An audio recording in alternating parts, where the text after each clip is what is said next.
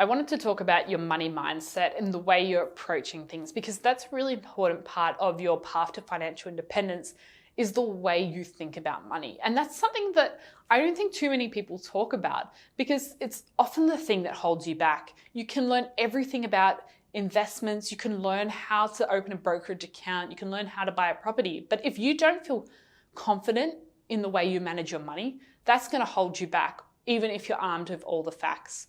And it's often, our money mindset is often sort of the way we've been brought up with money, the way our family talks about money, maybe the way our colleagues view money, our partner views money.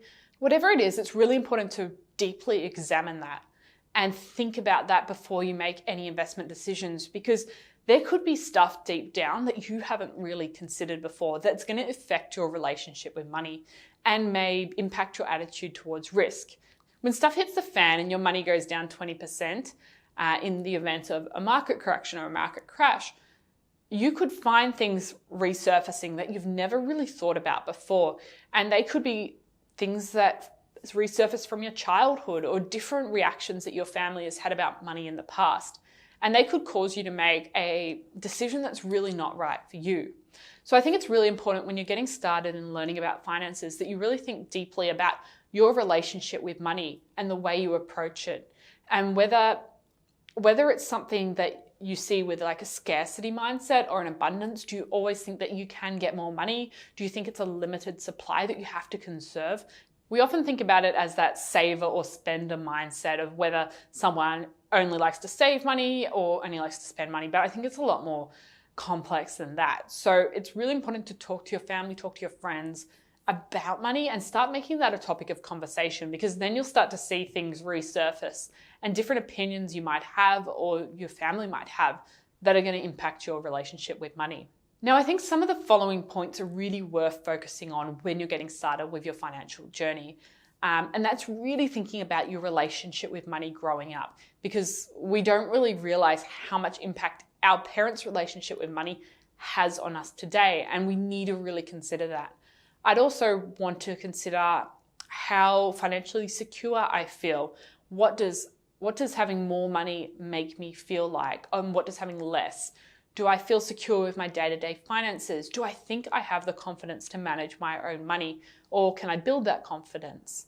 Also thinking about, does money or experiences matter more to me? Do I value items? Do I value status? Do I value experiences? Do I value family time? And that comes back to the money dials concept as well. But thinking about what's most important to you in your life, and I think this really impacts the way we spend money and our behaviors and the way we consume. And it comes back to also that keeping up with the Joneses idea, because that can really derail your plan if you're working towards financial independence, if you're always having to keep up with the person next door, your colleagues, where you think you should be in life. And that's often something that holds us back, because we think, oh, I'm 30 years old, I should have learned to invest by now. Why don't I know how to do my taxes? I don't have a property. I'm not married. I don't have a kid. We think about all these things we don't have because we're measuring ourselves against this imaginary benchmark of success. And I think nowadays more than ever, that benchmark doesn't have to exist. So often we imagine there's this benchmark that we have to be achieving that. And once we think there's no hope for us to getting there by X age, we give up on trying to improve our finances altogether. And I see that so often that people go, I only can save $50 a week, so there's no point trying because I'm never going to be able to get anywhere further than that. And really, small amounts are super important, but they're a stepping stone. Because if you have the confidence to put away $50 a week or whatever works for you in your situation, you might have the confidence to negotiate your salary. You might have the confidence to start investing. You might have the confidence to save a little bit more, to start a side hustle, all sorts of different things that just come from that first step. And we often need to build that confidence in ourselves. And that's a really important thing to think about.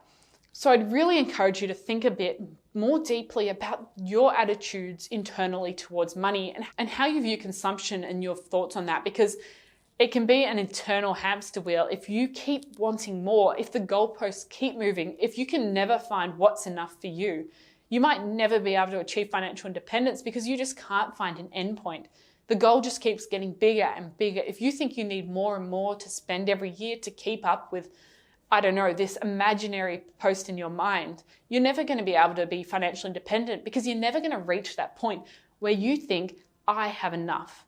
And I think that's a really sad state of affairs, that if that goalpost keeps moving, you just can't ever get to a place where you're content with who you are and you're content with what your financial life looks like. And so I encourage you to really think about what is enough for you. What is going to make you content? What is going to bring joy to your family without continually moving those goalposts?